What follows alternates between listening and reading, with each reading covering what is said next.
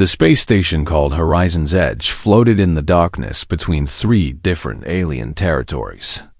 It was a place where many species came to trade and do business.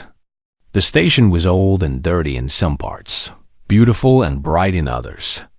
It all depended on how much money you had. Yoon Tae-ho had very little money. He was a cargo handler, which meant he spent his days lifting heavy boxes and moving them from one ship to another. It was hard work. His back always hurt. His hands were rough and scarred. But he never complained. Complaining did not change anything. Tae-ho was 34 years old. He had come to the station 2 years ago when Earth first joined the galactic community. Humans were new to space travel. They were new to everything out here. Most alien species looked at humans the way humans might look at a small dog trying to sit at a dinner table. They thought humans were cute in a sad way, weak, unimportant. The most powerful species on the station were the Valkyrie. They were tall and covered in beautiful scales that shined like metal. They had 4 arms and stood almost 7 feet tall. Their culture was very old and very proud. They believed they were better than everyone else, and most species were too afraid to disagree. Tae-ho had learned quickly to stay out of their way. When a Valkyrie walked down a corridor, you moved to the side. When a Valkyrie gave an order, you followed it. This was simply how things worked. Fighting against it only brought pain. He shared a small room with 3 other human workers. Their names were Park Jun-ho, Kim Do-eun, and Lee Min-ho. They were good men. They looked out for each other because no one else would. At night, they would share meals and talk about home. They would talk about the families they had left behind on Earth, about the money they were sending back, about the day they might return. But everyone knew the truth. Once you came out here, you rarely went back. The journey was too expensive. The contracts were too long. Space had a way of swallowing people whole. It was the evening of the Festival of 3 Moons. The station was busier than usual. Aliens of all kinds filled the markets and walkways. There was music playing from somewhere, strange and beautiful. Colored lights hung between the buildings. Children of many species ran through the crowds, laughing and playing. Tae-ho had finished his shift late. His shoulders ached and his stomach was empty. He walked through the lower market district, looking for something cheap to eat. The lower district was where the poor people lived. The lights were dimmer here.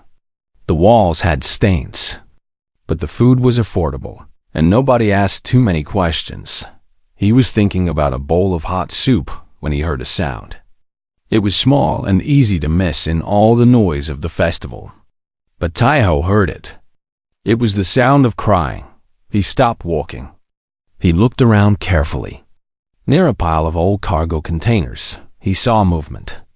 Something small was hiding in the shadows. Tae-ho walked closer. He moved slowly so he would not scare whatever was there. As he got nearer, he saw what it was. It was a child. A Valkyrie child. She was very young, maybe 6 years old in human terms. Her scales were silver and soft, not yet hardened like an adult's. She wore expensive clothes made from fine fabric. Gold rings decorated her small fingers. This was not a child from the lower district. This was a child who had gotten lost. Her golden eyes were wet with tears. She looked up at Tae-ho with pure fear. He held up his hands to show he meant no harm. "Hey," he said softly. "It is okay. Are you lost?" The child did not answer. She just stared at him, shaking. Tae-ho understood. He was a human. To her, he probably looked strange and scary. His skin had no scales. His body was soft.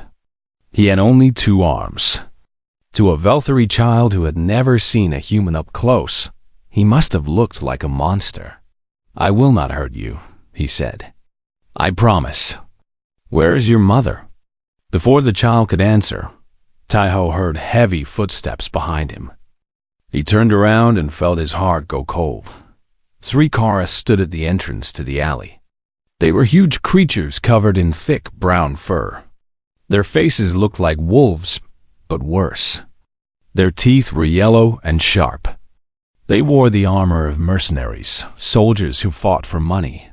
The Korath hated the Velthari. Everyone knew this. The two species had been at war many times throughout history. The hatred between them was older than human civilization. And now 3 Korath mercenaries had found a lost Velthari noble child in a dark alley. The leader of the group smiled. It was not a nice smile. It was the smile of someone who had just found something fun to break. "What do we have here?" he said. His voice was deep and rough like gravel. "A little Velthari princess, all alone, and a human standing in our way." Taiho felt his legs shake. He knew what was about to happen. He knew he should run. He knew there was nothing a human cargo handler could do against 3 Korath warriors. Behind him, the child whimper-ed. Taiho thought about his friends back in their small room. He thought about the money he was supposed to send home next week. He thought about all the reasons he should turn around and walk away. Then he thought about the look in that little girl's eyes. He did not walk away. Instead, he took one step to the side and placed himself directly between the Korath and the child. "Leave her alone," he said. His voice did not shake as much as he thought it would. The Korath laughed. All 3 of them laughed together, and the sound echoed through the dark alley like thunder. "Oh, little human," the leader said. "You have made a very big mistake." The Korath leader stepped forward. His name was Grath, and he was famous on the station for being cruel. Other mercenaries told stories about the things he had done during the wars. None of the stories were happy ones. Grath looked at Taiho the way a cat looks at a mouse. There was no respect in his eyes. There was no fear. There was only amusement. "Step aside, human," Grath said. "This is not your business. We have no fight with your kind. Walk away and you can live." Taiho did not move. He could feel the child behind him, pressing against his legs. Her small hands grabbed his work jacket. She was shaking so hard he could feel it through the fabric. "She is just a child," Taiho said. "She is lost. She is scared. Let me take her to the security office." "You do not need to do this." The second Korath, smaller than Grath but still massive compared to Taiho, let out a bark of laughter. "A human telling us what to do. This is the funniest thing I have seen all year." "The Velthari think they own the galaxy," Grath said. His voice became harder. "They look down on everyone. They treat other species like dirt.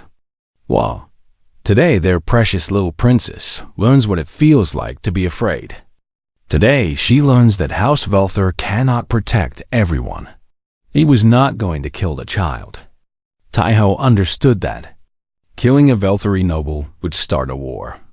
But hurting her, scaring her, making her cry and beg for mercy, that would send a message. That would be revenge without consequences. At least, that is what the Korath believed. "Last chance, human," Grath said. "Move." Taiho took a deep breath. He thought about all the times he had kept his head down.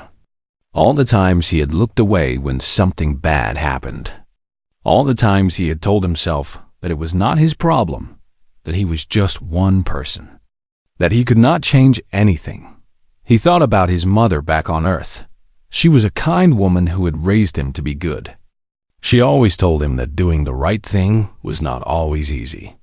Sometimes it hurt. Sometimes it cost everything. But at the end of the day, you had to be able to look at yourself and not feel shame. Ho looked at the Korath. He looked at their muscles and their claws and their weapons. Then he looked down at the tiny child holding on to him like he was the only safe thing in the universe. "No," he said quietly. "I will not move." Grath's eyes widened in surprise. Then his face twisted with anger. "So be it." The first punch hit Taiho in the stomach. It was like being struck by a metal bar. All the air left his body at once. He bent forward, gasping, but he did not fall. He could not fall. If he fell, they would reach the child. The second punch hit his face. He felt something crack in his nose. Blood poured down his lips and chin. The world spun around him, but he stayed on his feet. "Stay behind me," he whispered to the child.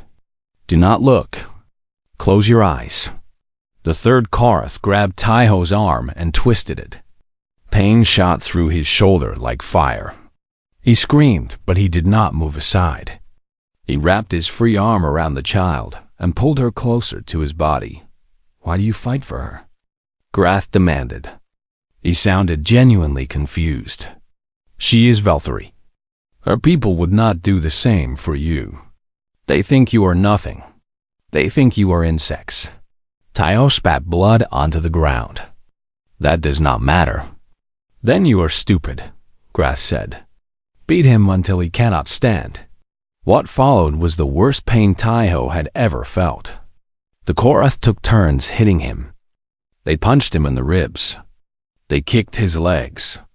They slammed his head against the cargo container.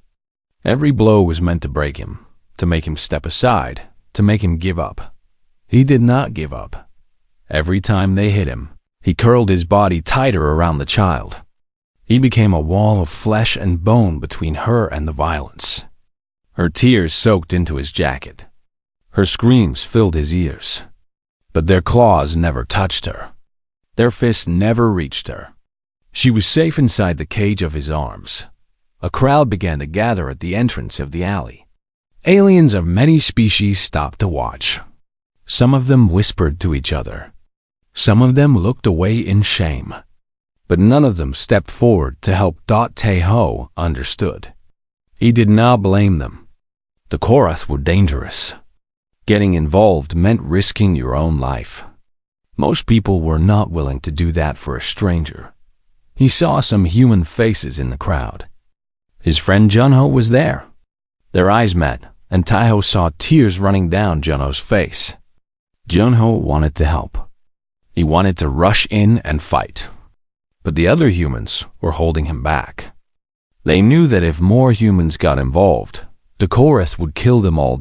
So they watched. Everyone watched. The beatings seemed to last forever. Taiho lost count of the blows. He lost track of time. The only thing he focused on was keeping the child covered.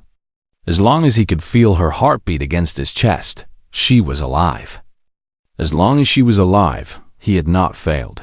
Finally, after what felt like hours, Grath stepped back. He was breathing hard. His fur was stained with Taiho's blood. "This human is broken," Grath said. "He is boring now. Let us go." The other Korath laughed and followed their leader out of the alley. They walked right past the crowd, and no one tried to stop them. No one said a word. Taiho lay on the cold ground. He could not move. He could not see clearly. Everything hurt in ways he did not know were possible. But he was still holding the child. His arms were still wrapped around her. She was crying. "Please do not die," she begged. "Please, please, please do not die." Taiho tried to smile. It probably looked terrible with all the blood on his face. "I am not going to die," he whispered. "I am too stubborn to die." Somewhere in the distance, he heard shouting. He heard heavy footsteps. He heard someone screaming for a medic. Then everything went dark. The security officers arrived 15 minutes too late. They always arrived too late in the lower district. Nobody important lived there, so nobody important cared what happened there. The officers walked slowly into the alley with their weapons down, looking bored. That boredom disappeared quickly when they saw who was involved. The little girl with silver scales was still crying. She refused to let go of the human man who had protected her. Her tiny fingers gripped his torn jacket so tightly that the fabric was ripping further. Blood covered her expensive clothes. It was not her blood. One of the officers recognized the rings on her fingers. His face went pale. "That is a child from House Vulther," he whispered. "That is the symbol of the Prime Admiral's family." Suddenly, everyone started moving very fast up. More security officers came running. Medics arrived with floating stretchers. Someone was shouting into a communication device, calling for backup, calling for commanders, calling for anyone who could help fix this disaster. But it was too late to fix anything. The crowd had seen what happened. The crowd had watched a human nearly die protecting a Vulthari noble child while station security did nothing. That story was already spreading through the station like fire through dry grass. Taeho drifted in and out of darkness. Sometimes he could hear voices. Sometimes he could feel hands touching him. Sometimes he could hear the little girl crying his name, even though he had never told her his name. Someone must have found his work badge. "Taeho, Taeho, wake up. Please wake up." He wanted to tell her he was okay. He wanted to tell her not to cry. But his mouth would not work. His body would not obey. All he could do was float in the dark and hope that someone was taking care of her. Then he heard a new sound. It was the sound of the crowd going completely silent. Not quiet, silent. The kind of silence that happens when something terrifying appears.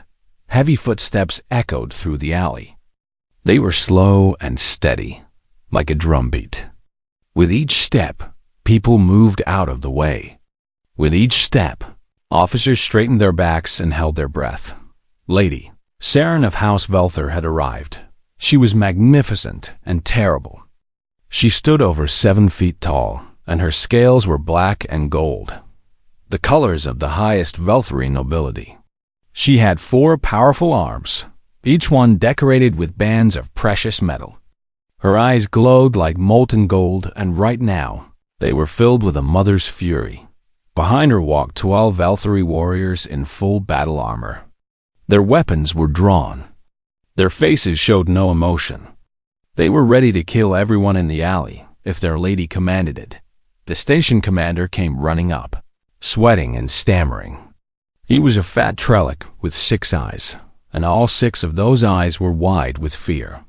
"My lady, I can explain. We had no idea your daughter was in the lower district.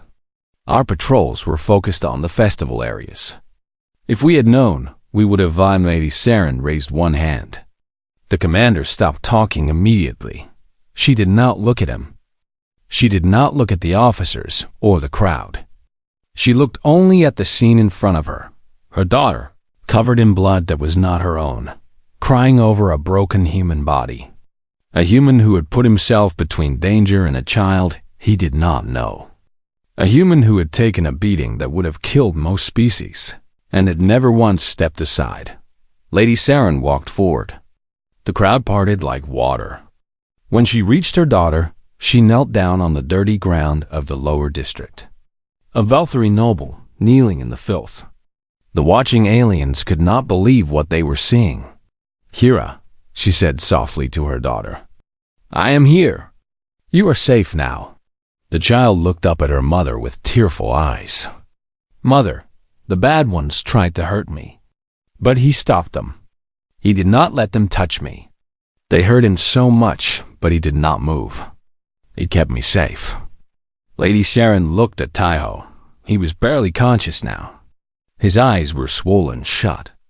His nose was broken in several places. Blood covered his face and chest. His arm was bent at a wrong angle. The medics were afraid to move him without better equipment. She reached out with one clawed hand and touched his face. Her touch was incredibly gentle, like she was handling something precious and fragile. "Human," she said. "Can you hear me?" Taeho's lips moved. A whisper came out, so quiet that only Lady Saren could hear it. "Is she okay?" "Not help me. Not save me." His first words after nearly dying were about her daughter. Something changed in Lady Saren's expression. The cold fury melted away. In its place came something else entirely. Something that looked like wonder. Something that looked like respect. She is safe, Lady Saren answered. Because of you. What is your name? Yoon Taiho. Yoon Taiho. She spoke his name carefully, like it was important. Like she was making sure she would remember it forever. Why did you do this? You owe nothing to the Velthari. You owe nothing to my house. Why did you suffer for my child? Taiho coughed. Blood came out of his mouth. But he managed to form words anyway. She was scared. She was just a little girl. That is all that matters. Lady Saren stared at him for a long time. Her golden eyes searched his broken face, looking for lies, looking for hidden motives. She found nothing but simple truth. This human had nearly died because he saw a frightened child and could not walk away. Slowly, in front of everyone, Lady Saren bowed her head to him. The crowd gasped. Some of them fell to their knees in shock. A Velthari noble had never bowed to anyone outside their species. This simply did not happen. This was not supposed to be possible, but it was happening. Right here, in the dirty lower district, in front of hundreds of witnesses. Yoon Taiho, Lady Saren said in a voice that rang like a bell. I see you. I honor you. And I will never forget what you have done. Then she stood and turned to face the crowd. Her eyes were no longer gentle. They were burning with righteous anger. The station commander started trembling. Lady Saren stood in the middle of the alley like a queen standing in her throne room. It did not matter that she was surrounded by garbage and broken containers. It did not matter that the walls were stained and ugly. Her presence made the space feel like a palace. The crowd waited in terrible silence. Nobody dared to move. Nobody dared to speak. Even the children had stopped crying, somehow understanding that something very important was about to happen. Hear me, Lady Saren said. Her voice was not loud, but it carried to every corner of the alley. It seemed to echo off the walls and fill the air itself. All of you, hear me and remember what you witnessed tonight. She pointed at Taiho's broken body. The medics had finally managed to lift him onto a floating stretcher, but they were too afraid to take him away. They waited for permission. This human is named Yoon Taiho. He is a cargo handler. He has no wealth, no power, no status. By the standards of this station, he is nobody. Yet tonight, he did something that none of you were brave enough to do. Her golden eyes swept across the crowd. Aliens of many species flinched and looked away in shame. 3 Karth mercenaries tried to attack my daughter. They wanted to hurt her, to scare her, to use her to send a message to my family. And what did this station do? What did all of you do? Silence. Heavy, painful silence. You watched, Lady Saren continued. You stood there and watched while a child was threatened. You did nothing while this human was beaten nearly to death. You decided that your own safety was more important than doing what was right. The station commander tried to speak. My lady, we cannot be everywhere at once. The lower district is large, and our resources are silence. The commander's mouth snapped shut. I do not want your excuses. I do not care about your reasons. I care only about what happened. Lady Saren's voice became even harder. And what happened is this. A human with nothing to gain and everything to lose chose to protect my daughter. He made a choice that all of you were too cowardly to make. She turned to the human workers in the crowd. There were about 20 of them, standing together in a small group. Some of them were crying. Some of them looked angry.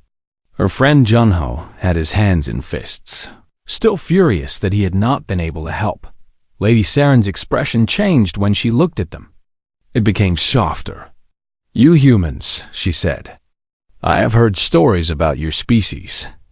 I was told that you protect your young above all else, that you will die for children who are not even related to you by blood. I thought these stories were exaggerations. I thought they were fairy tales told to make your weak species seem more noble. She paused and looked at Taiho on the stretcher. I was wrong. Then she raised all four of her arms and spoke in a formal, ancient voice. Every Velthari present immediately went still. They knew what was coming. By the power granted to me as a daughter of the Prime Admiral, I declare a great debt. House Velthar owes Yun Taiho a debt of blood and honor. This debt cannot be paid in gold.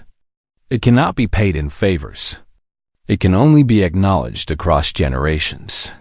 The other Velthari in the crowd dropped to their knees. Even Lady Saren's own warriors bowed their heads. This was one of the most sacred rituals in their culture.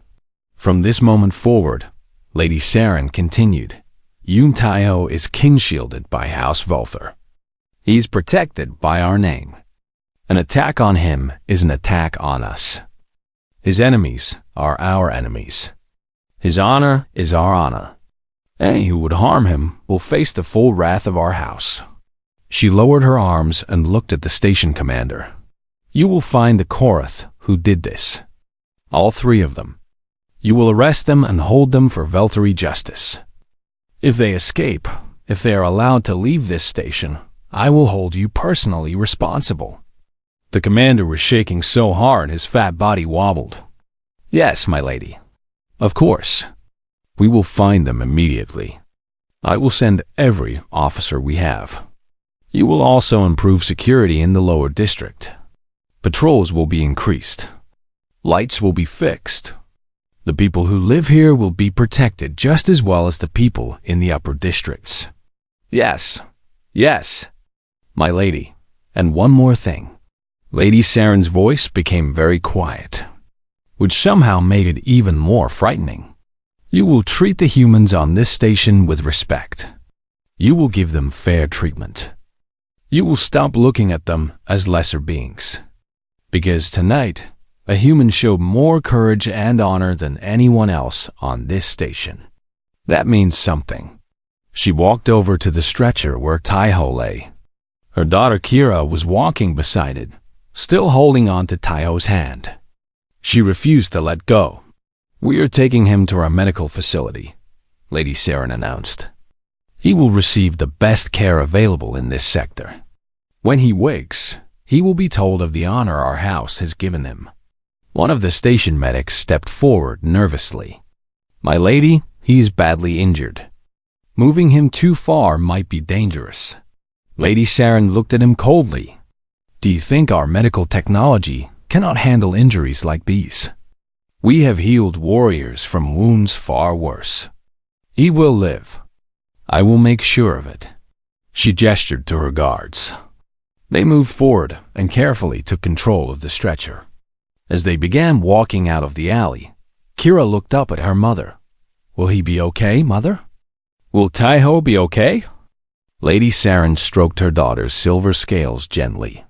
Yes, little one. He will be okay. And when he's healed, he will be part of our family. He protected you, so we will protect him. That is how it works. Kira smiled through her tears. He is a good human. Lady Saren looked back at the crowd one more time. At the aliens who had watched. At the officers who had failed. At the humans who had been unable to help their friend. He is more than good, she said quietly. He is something rare. Something this galaxy has forgotten how to be. Then she walked out of the alley, her daughter and her guards following behind her, taking Taiho to safety. The crowd stood frozen for a long time after she left. Nobody knew what to say. Nobody knew what to do. They had just witnessed something that would change everything. And somewhere in the station, 3 Korath mercenaries realized that they had made a terrible mistake. Taiho slept for 3 weeks. His body was badly broken. The Velthari doctors counted 7 cracked ribs, a shattered nose, a dislocated shoulder, a fractured skull, and more cuts and bruises than they could number. Any other human would have died. Most other species would have died. But Taiho was stubborn, even in his sleep. He woke up slowly, like rising from deep water. The first thing he noticed was that nothing hurt. The second thing he noticed was that he was lying in the most comfortable bed he had ever felt. The third thing he noticed was a small, warm weight pressed against his side. He opened his eyes. He was in a beautiful room with tall windows that showed the stars outside. The walls were decorated with golden patterns. Soft music played from somewhere he could not see. Everything smelled clean and fresh. And there, curled up next to him on the bed, was Kira. The little Velthory girl was sleeping peacefully. Her silver scales caught the starlight and shimmered. In her arms, she held a piece of paper covered in drawings. Taiho could not see the pictures clearly, but he could read the words at the top. My hero. He smiled. His face hurt a little when he did it, but not much. The Velthory doctors were very good at their job. The door opened quietly. Lady Sharon walked in. She looked different now. Her armor was gone, replaced by flowing robes of black and gold. Her expression was soft and warm instead of fierce and commanding. She looked like a mother, not a warrior. You are awake, she said. She kept her voice low so she would not wake Kira. How do you feel? Taiho thought about it. I feel good, better than I should. Our medical technology is advanced. Your bones have been repaired. Your organs have been healed. You will have some scars, but they will fade with time. She paused. Unless you want to keep them. Keep them? Some warriors keep their scars as badges of honor, to show what they have survived. Lady Sharon sat down in a chair near the bed. You have earned more honor than most warriors ever will. Taiho looked at Kira sleeping beside him. Is she okay? She was not hurt? She was not touched. Because of you. Lady Sharon's voice became thick with emotion. She has not left your side since we brought you here. She sleeps here every night. She reads you stories, even though you could not hear them. She has made 47 drawings of you saving her. Taiho did not know what to say. He was just a cargo handler. He had just done what seemed right at the time. He had not expected any of this. I heard what you did, he said finally. The great debt, the kin shield. Your guards told me before I fell asleep on the way here. I do not understand all of it, but I know it is a big thing. Lady Sharon nodded. It is the highest honor my house can give. It means you are family now. Not by blood, but by bond. This has not been given to someone outside our species in over 1,000 years. I do not deserve it. That is exactly why you deserve it. Lady Sharon leaned forward. Yun Taiho, do you know why most people do not help strangers? Because they calculate. They measure what they might gain against what they might lose. They decide that the risk is too great, the reward too small. But you did not calculate. You saw a frightened child and you protected her. That is rare. That is precious. That is worth more than gold or power. Taiho was quiet for a moment. He watched the stars through the window. They looked the same as they always did, distant, cold, indifferent. But somehow, they seemed a little warmer now. What happens now? He asked. Now you heal. Then we talk about your future. Lady Sharon smiled. You are kin-shielded. You can live in Velthory space. You can work for our house.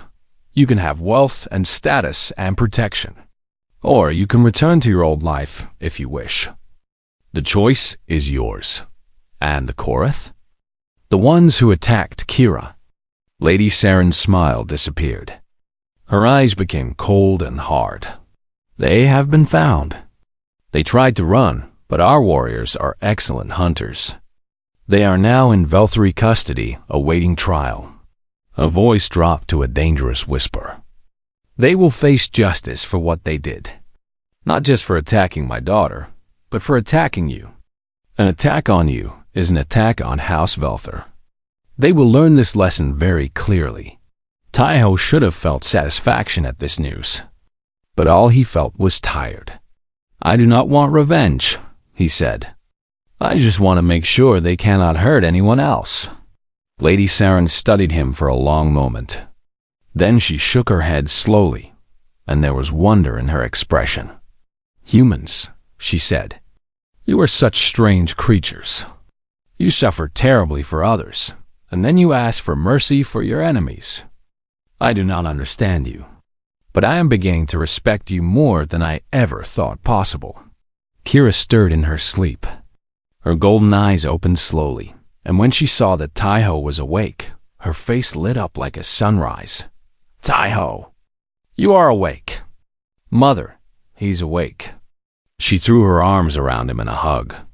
Taiho felt tears in his eyes, and he hugged her back gently. Thank you for the drawings, he said. They are beautiful. I made 53 of them. I was going to make 100. Kira pulled back and looked at him seriously. You are my best friend now. Mother said you are family. That means you have to stay forever. Taiho looked at Lady Saren. She was smiling again, and there were tears in her eyes too. It seems my daughter has made the decision for you, she said. Taiho laughed. It hurt his ribs a little, but he did not care. Over the following years, the story of Yun Taiho spread across the galaxy. Other species studied humans more carefully. They learned about firefighters who ran into burning buildings, about parents who starved so their children could eat, about strangers who jumped into rivers to save drowning people they had never met. Humans were not the strongest species. They were not the smartest. They were not the most advanced. But they had something that the galaxy had forgotten. They had compassion that did not calculate. They had courage that did not count the cost. When Kira grew up and took her seat on the Volturi High Council, her first act was to propose an alliance with Earth. Humans taught me something when I was young and afraid, she told the assembled leaders. They taught me that true strength is not found in power or size. It is found in the choice to protect those who cannot protect themselves. She paused, and her golden eyes shone with memory. A cargo handler named Yun Taiho taught me that. A man with nothing to gain and everything to lose. That is the species we should call our allies. The alliance passed with every vote in favor, and somewhere in the gallery, an aging human with old scars smiled. He was just a cargo handler. He had just done what seemed right. But sometimes that is enough to change everything.